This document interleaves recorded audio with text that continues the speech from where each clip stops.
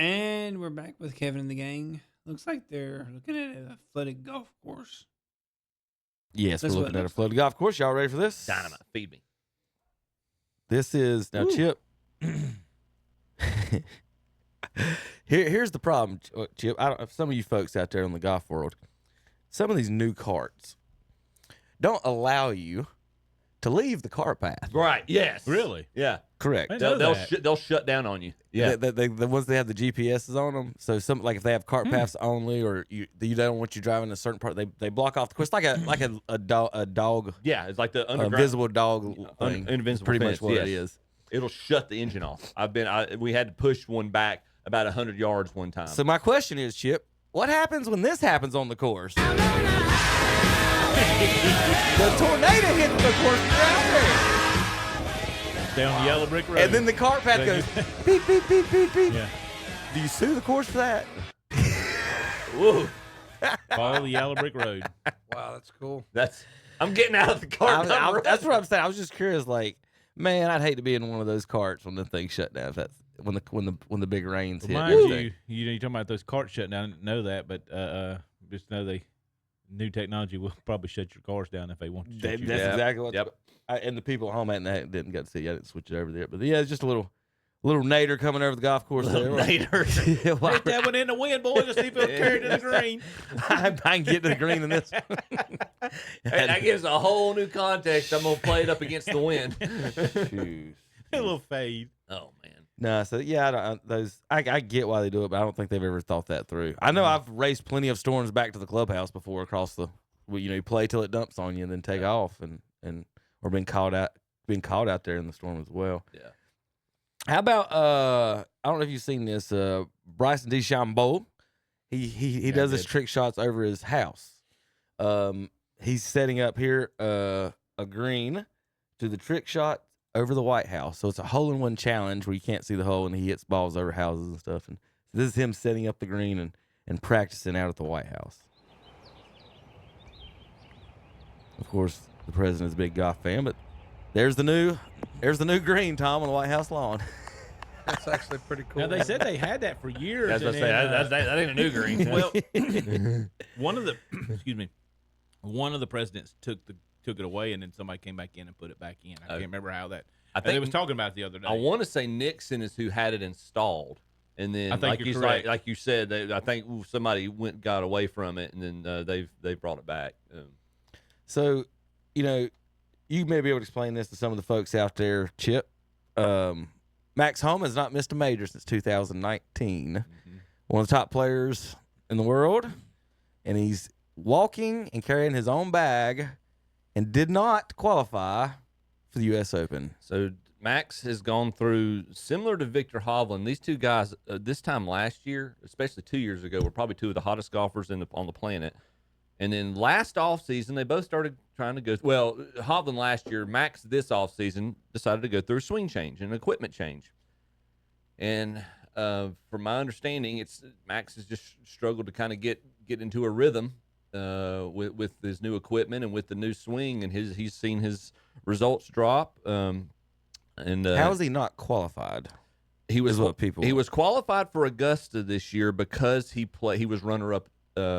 Or it was in the top 5 2 years ago. So he played. So he didn't have to worry about qualifying. His play has dropped off since then. Mm-hmm. So he's not. I don't think he performed well in the U.S. Open last year. So he wasn't an automatic qualifier for that.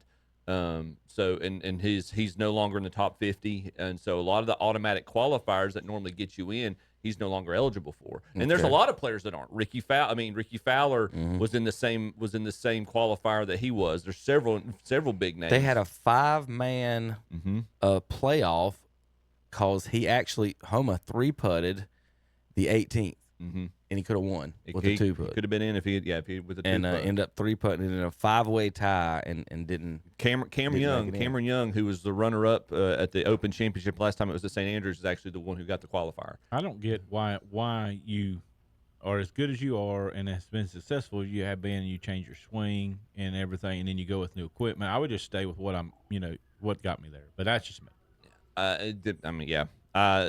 obviously, I'm sure there's Zach. I don't disagree with that point. Obviously, there's things around the scenes. I had 2 years ago. About a year and a half ago.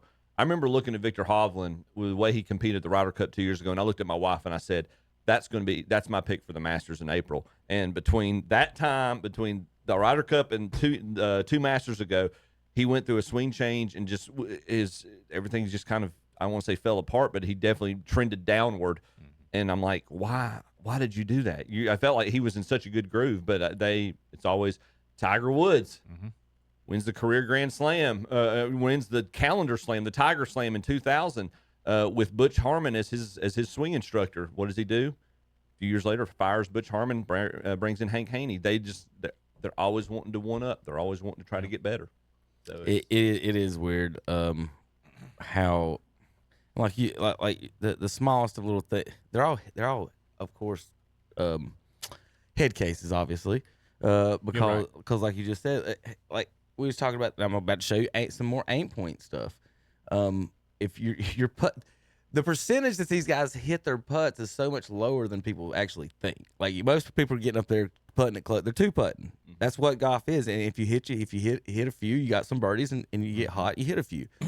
But the aim points and them, the changing of the putters and the clubs, some of that sponsorship stuff, obviously.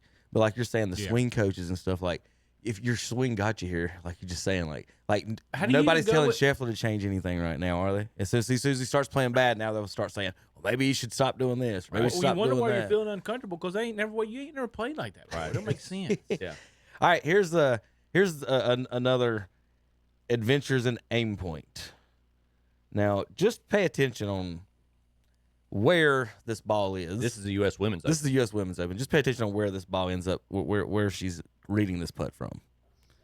I don't even know if there's audio on this one. Probably not. But she's got her caddy in front of her.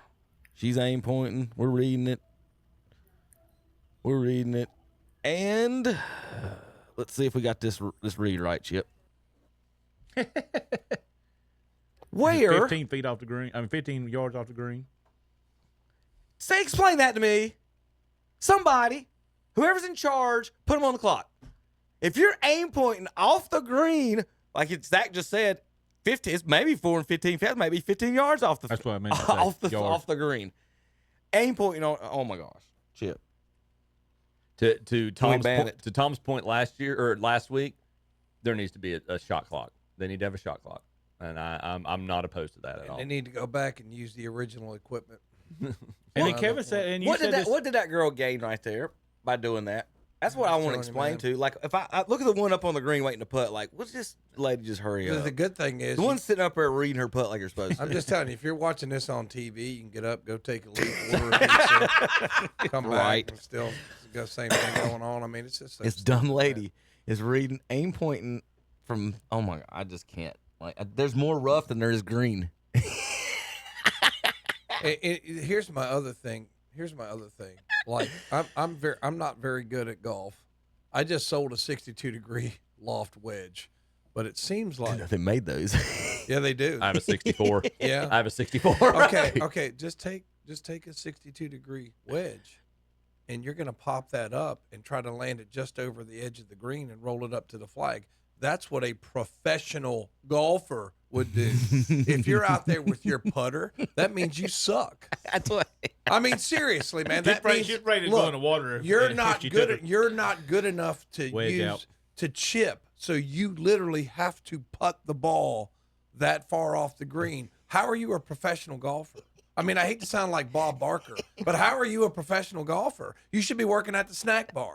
That's what I would tell. That's what's so crazy about it. I mean, it's just that is the weekend duffer who's 6 beers in would do that, Chip. Where were they playing? That's not even a real golf. I mean, it's just so stupid, man. Isn't it? But so dumb, man. Like, both of them looked at it. Chip, if I'm the caddy, and my golfer asked me to aim point from there, I'm like, I'm gonna quit.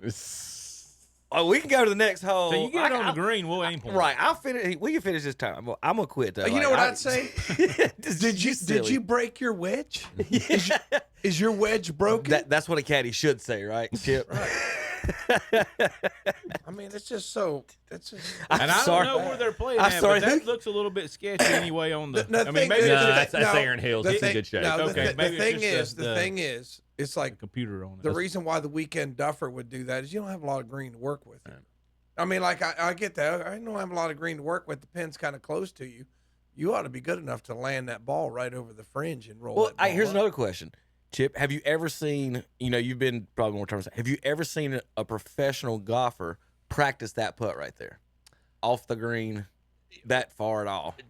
That's not. Don't ask me that question because remember the tournament that I volunteer for every year. There's some pretty wonky places that they don't. And the thing about Augusta is around the greens, they mow the grass away. So anytime you're chipping into the grain of the grass. So a lot of times you'll see the players, they want to putt off the green. Yeah. So that's why I don't want to count. I understand Tom's point. It depends on the course you're playing. Pinehurst number 2 is another good example. I've just of that. never when one of these tournaments, I see people chipping. Yeah. And I see people putting. I've never seen anyone doing Tom like Tom saying the old off the green practice putting. Right. Yeah, I've never seen someone actually That's a weekend at any course. Have you went to any golf course? Just not a pro. I'm talking about any weekend golf and seen someone at the practice green doing that. practicing that. Right. And So, at what point did they say, when she laid that bag down, you know what, we're about to putt this because this is what we practiced on Thursday. Like, I don't think they did. This is just wild to me. But the only place that I've seen it, or I'll give, this isn't the British Open. Right. Yeah. Well, yeah. You can putt from 100 yards out. Right. Up Exactly. the middle of the fairway. Well, so much of the links courses is bump and run anyway. That's Right. to your point. Yeah. This is not a That's a links fair. course. That's a very fair point. But the thing cracking me up is the other lady up on the green just sitting there reading her Taking a nap. squatting down, reading her putt like you're supposed to. The amount of time is what's insane to me Oh, on this. goodness. I'd be screaming It's- from the peanut gallery. Is your wedge broken? Like if you're the caddy, do you not say, well, who gave you the putter? Like, all right, here's the shot of the week in golf. I know you saw Jordan. I mean, Oh gosh. yeah, it was a Spieth, wasn't it? Yeah, Yep, Jordan Spieth it's almost murdered this man. We're gonna start with the tee shot. I don't know how that happened. Where's Chip in the background? There's Chip. Let's see. All right, so we're gonna start with the tee shot.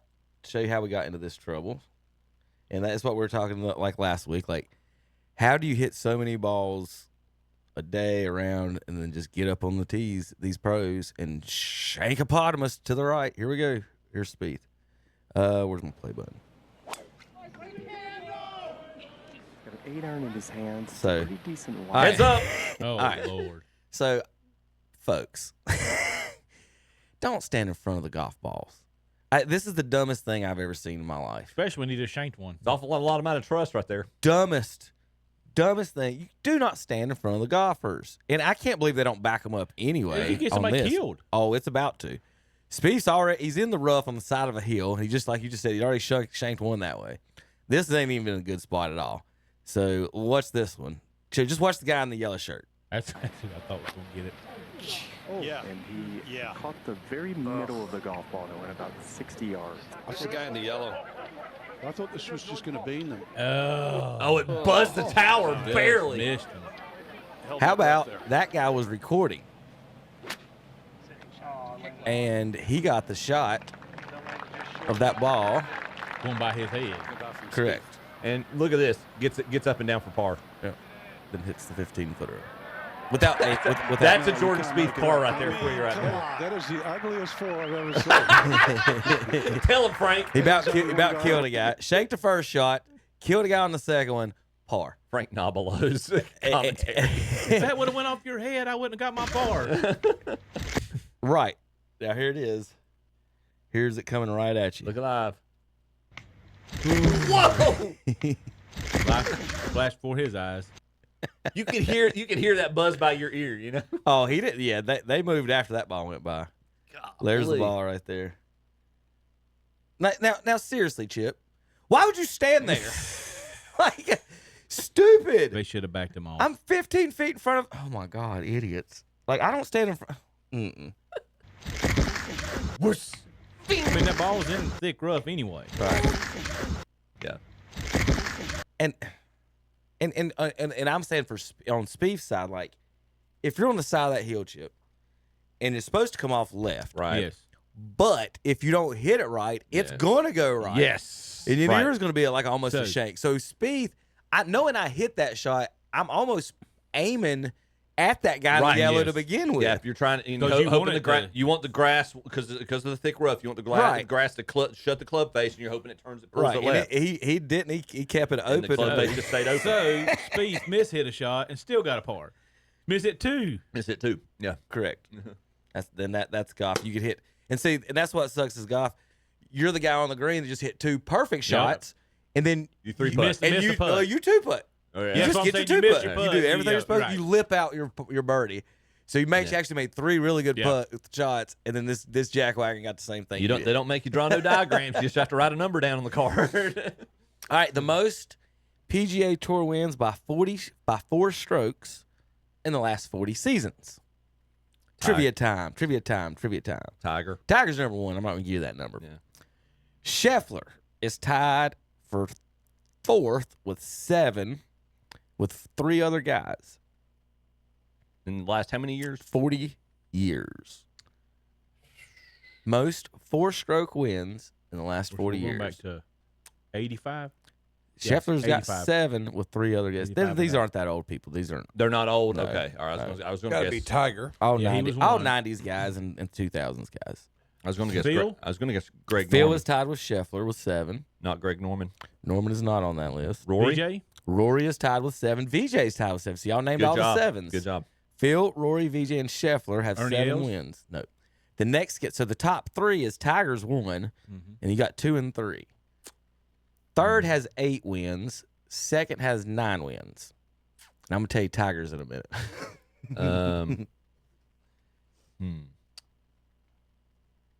You're probably gonna be surprised by both of them. To be Speed. honest, no. Wouldn't, no way. DeChambeau. No way it's David Duval, is it? One of them's the no, not Devon. One of them's a live guy. Other guy thinks he's on the senior tour now. Johnson? Second place on the senior tour. He's a Tar Heel too. Davis Love? Yep. Oh yeah. Davis that's Love a is good one. second all time. I can He's see number Davis Love was 2. really good in He was- the mid-90s. he was very good. He's Very- number 2 in the last 40 Probably years. under Very Four-stroke underachieved wins. in the majors. Dustin Johnson is 3rd. Oh, That's DJ. who I meant. That's what- okay. yep. That's good. so yeah. those have 7, 8, and 9 wins, right? That one surprises me. How many does Tiger have? 24. Johnson does surprise me. 24. It's just 4-stroke wins. We did very well with that. just crazy. It's crazy for that. VJ was an anomaly there for a while, too, though. Any picks next week for the U.S. Open? He was pretty well. I was about to look at that rough and everything right Yeah. now. Oh, yeah. VJ was body I'm not type picking long Homa. long like Scheffler is, too, though, almost. You know, real smooth VJ swing. was just a machine. Real smooth He was swing. just a machine. Played every week. He's the one guy in Tiger's prime Yes. that supplanted him as number 1 in the world for a brief He was moment. a thorn. He was just he was the one who didn't. He was probably the one out of the big ones who competed in Tiger's heyday, Phil and Ernie. He's the one who probably didn't let Tiger get in his head as much as the other ones did. Ernie self-admittedly said, he's like, I thought I was going to have a fantastic career, and this guy comes along and just totally, I thought I would have double-digit majors, and he just came along and just ran roughshod on us. And I think Phil kind of said that he alludes to the same thing. He's never said it outright like that. There's DeChambeau showing off the rough here at Oakmont. He's playing at 6 inches. They're supposed to cut it to 5. They're supposed to. So that's all right, Tom. He didn't put that, did he? Why don't you show that lady that video right I there? don't think you can put out of that stuff. Right. That ain't a landing area. But look, Look at that. You got to be pretty strong to get that ball out. I mean, Did you see his arms? yeah, you just have to be pretty strong to do that. So They're going. don't think you can just go home and do that, guys. I mean, They're going to probably one of the most. It's gonna hurt some wrists and everything else when it yanks that club. see how he doesn't have to swing that hard. You would have to swing so hard to get that out. They're going to one of the historic U.S. Open courses in the rotation. Oakmont's hosted more U.S. Opens than any other course, including Pebble Beach, including Pinehurst No. 2. Of course, it's the course that hosted probably the first big matchup between Jack and Arnold back in 1960 is really Jack's coming out party. His first professional win was the U.S. Open at Oakmont, and he really had to. It was in Arnie's backyard because Arnold's from Pennsylvania, and so Jack had a very there was a lot of animosity in the crowd, I guess I should say. As Jack diplomatically likes to say, early on in his career, he wore the black hat to Arnold's white hat with Arnie's Army. But yeah, it's did you hear the news about the course? They're changing the name. Really? They're taking the word oak off because they've torn down all the trees. Now it's just gonna be Mont. Mont. Look at that. What? Why'd they I'm take just- out all the trees? Oh, That's what they're doing now. did they really do that? Yeah, look they at it. cleared a lot of it out. No, they're not renaming it, but they took all the trees out, so there's no more oak trees at Oakmont. Wow. Look at the picture. That's what golf courses are doing now. The golfers hate the trees. I like them. I think I don't like being able to hit another hole. That's one of the things about Pine Valley, which not a lot of folks don't realize, consistently ranked one of the top 3 courses in the world every year, but people don't know about it because it doesn't host a major tournament. It's in New Jersey, and one of the things, the allures is you're not supposed to be able to see any other hole from the hole you're on, correct? Because of the view, and it's to your point. That's what I like. I don't like playing with the guy that hits it over on the 2 holes later and then comes back for his par. And then you have some of the naturalist people who like, or the traditionalist people who like kind of the links style of not a lot of trees and be able to see all the terrain around you. I would like to play a links course one time where it bounces like that. Yeah, But that's not my game though. So it would be annoying to me. It's very, and I'll tell you what, with the topography, you wouldn't know where you were. Because everything's just flat. Like they asked Tiger about it one time. Like, have you ever gone and play St. Andrews just like on an off week? He's like, I'd have trouble doing it. He says, because when I'm here, I'm aiming for television towers. Okay. He's those are your aim points because the terrain just looks the same. It's just flat rolling hills. Everything looks the same. But no, I mean, I'd like to play it just to say. Obviously, I played St. Andrews, and there's some other courses over there that would be just for the historical connection. Like to say I played, but. No, looking forward to the U.S. Open next week. Rory, he apparently tried a new driver. He was attempting accuracy over distance. The shaft's an inch shorter than the one he used at Augusta. Not sure if he's comfortable with it because he shot his second worst round as a professional yesterday and missed the cut at the Canadian Open. Finished 12 over par. It wasn't very, very accurate. So yeah, I think he's I don't know if he's coming in sharp form for Oakmont. I think he's not really necessarily gearing up for this tournament. He wants to win the Open at Royal Portrush because it's in his home country of Northern Ireland. So I think you give him another month. I think he'll be back up raring to go. 07 Oakmont was the highest scoring average at plus 5.5, 5.6. Wingfoot was second, Bethpage third. Oakmont and Wingfoot are traditionally, and again, Oakmont, you see the rough what they're doing. One of the things you will notice during the tournament next week, and we'll talk about it next Saturday as well. But if you notice on the tournament, these greens, they're not round. They kind of mold into the fairway, so the fairway runs into the green, so the front of the green's like almost like a Wendy's burger. It's got corners to it. That 99 Pinehurst was plus 4.5. Ain't that the year that Tiger just smoked the field? Or? No, 99 is Payne Stewart. Next year, Pebble Beach is when Tiger just absolutely obliterated everybody at Pebble Beach. I remember Payne Stewart. That's right before he got killed, correct? Yes, that was the major he won and passed away the following year. So where are they at this week? They're at they're at the Canadian Open this week. Where's Liv at? Yeah, lives in Virginia, I think. Oh, okay. But PGA is at the Canadian Open. I forget what course they're playing up in Canada, but and then next week they'll be in Pennsylvania. First country. Before we that's what we have state. Before we move on, Terry's not here, but this is a few weeks in the making. I had to get all your goodies together. Kevin, I owe you an apology. Terry forfeited. Tom, here's yours. Terry There's forfeited. yours. Right. So, care pack. Terry, Right, that's cool. you got to explain what all's in there. I'll right, help we you with have the a sheets. Kevin, I'll explain 2025 yours. Masters cap, Masters cap. some cups for a frosty beverage. That's right. Now, the Spectator guide. Those are used frosty beverage. they're cups, washed. They're washed. He picked him up on the course when he was walking out. Watch him think. No, all those sheets that you have in there. Those are the tee sheets for every day. You've got one for each day, including the women's amateur and the drive, chip, and putt that the kids participate in the weekend before. So you've got the practice round, you've got all 4 tournament tee sheet rounds, and pairing starting times for the women's amateur, and then the contest for the kids. Kevin, I owe you an apology. We talked to Kevin. I was trying to get preferences on hats. Kevin's not a fan of most of the style how most of these hats are. I was trying to find him a snapback. I'm still in the works on that. But are you familiar with? Have we talked about? Are you familiar with Berkman's Place? No, never heard of Berkman's Place. Berkman's Place is the Uber exclusive, high profile or I guess corporate hospitality. I've never set foot in it.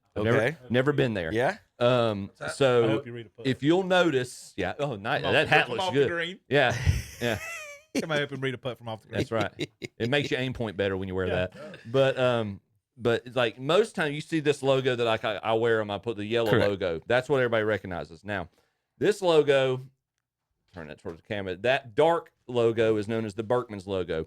Now, most people, the everyday golfers, they're going to see this and they'll be like, okay, I want this. That's the Masters logo I recognize. You get in the right circles with this logo, they'll look at you and they'll be like, how did you get that logo? He wants to know where my they want to know where my green jacket is, Tom. That's right. I'm gonna get a green coat just to wear with that hat then. So if nothing, that's cool. If you're not a fan of that, if nothing else, look on eBay. You get a good price for it. That is perfect. I'm gonna find you a snapback one for you as well. Should on it before the show. We've been wearing it the whole show. All right, appreciate that, Chip. Well, no, guys, that's your belated Christmas presents anyway. So Terry, I've got yours too, but we'll get that to you next week. But yeah, so Terry, you'll get yours if you show up. If you ever, So you were talking about Terry, quit laying out. Making picks for the U.S. Open, and sometimes you got to take your signs from God and whoever gives you a sign or whatever it is. I got to hear this. But so I was sitting here, thinking about who I was going to pick, and I was trying to think of who I watch and it probably would play good at the U.S. Open.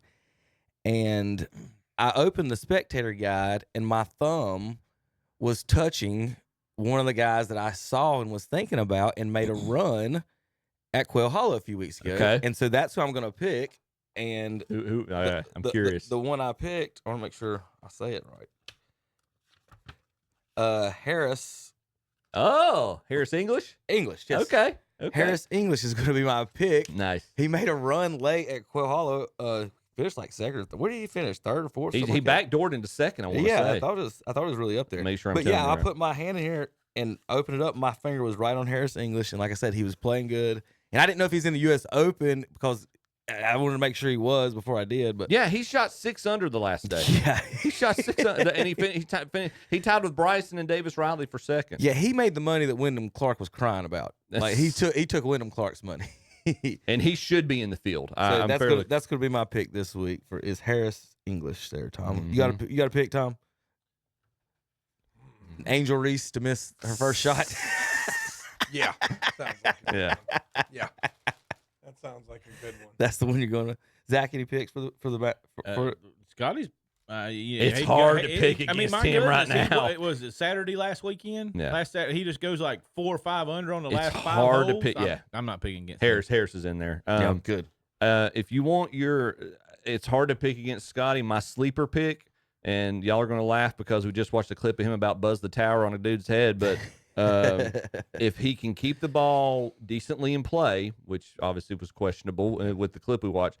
And if he gets his putter right, Jordan's going to be dangerous. There's very few people who put fast greens like Jordan as good as Jordan Spieth does, and Oakmont is one of the few places that have faster greens in Augusta. So Jordan would be my sleeper pick, but man, it's hard to pick against Scotty. I mean, he can turn it on. I mean, y'all think about this though.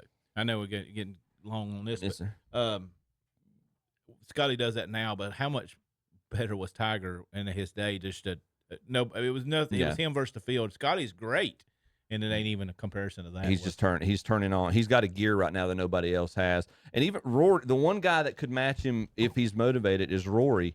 And Rory even said it this week. He's inconsistent. Well, when he I can't pull for Rory. I don't know why. He's just inconsistent. He looks like well, anyway. When he went on the interview, when they interviewed him his first time back at the Canadian Open earlier this week, he said he kind of admitted it. He said, "Look, when you've been motivated for the past decade about trying to win one event, and you get that and you achieve that goal, he says it's hard to kind of it's hard to get yourself pumped up to that same level again." And I mean, at least he recognizes it. I think it'll take going to Portrush to get him back motivated. It's like he really wants to win in his home country, the Open Championship. So we'll see what he does next month. But yeah, I think he's obviously searching right now. But Scotty, if Rory's not in his zone right now, there's very few people. There's nobody that can turn it on. Well, as long as they don't try to arrest Scotty before he goes into the. He got past the PGA. See, when he's not arrested, he wins. Was that at the US? No, it was the PGA last year. Yeah, but see, they didn't arrest. They didn't try to arrest him. They didn't arrest him at Quail Hall this year, and he won. CMPD did good this year. You know who is a notorious golf gambler though? Is my brother. He loves all the stuff that you can. Mm-hmm. And what he does, Chip, is he waits until like the third round. Like if Scotty's like 2 or 3 back, then he'll bet on Scotty. That's what he does. Like you get the best odds. Like if a favorite is like a few strokes back, then go ahead and put your money on the favorite. Now I've tried the same technique and have not been successful. But if you know, and again, it's the instant gratification. You don't bet on him 4 days out. You bet on him like on that day. Yeah. Like it's day 4. He's 3 strokes back. He's 4 strokes back. It's 4-to-1 odds. Yep. You know, so look at Jack. Like Jack always talked about his philosophy was get yourself in contention after the first 3 rounds, and that pressure is going to make other players whittle away. Tiger, obviously, we all know is probably the greatest front-running golfer ever. When he went into a lead, he lost only one 54-hole lead in a major ever. Scotty's showing he can kind of do both right now. He did it at the PGA, and then when he's up, it's hard to catch him. All right, we got to take a quick break, finish up the show in just a minute. KDC Broadcasting.com.